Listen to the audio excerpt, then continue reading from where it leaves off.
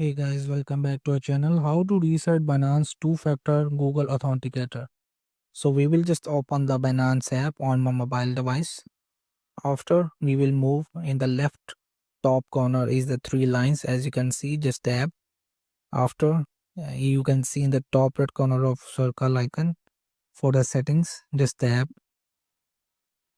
After scroll down and in the last you will see help and support.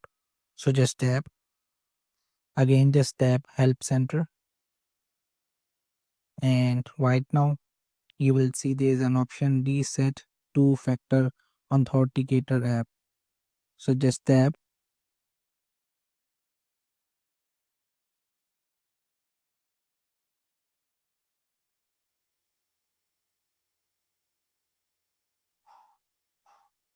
So right over here you will just select a methods by the email, phone number, authenticator app or passkey. So select your reset two-factor authenticator method and just tap for confirm reset. So in this way you will reset Binance two-factor Google Authenticator. That's it. Thank you.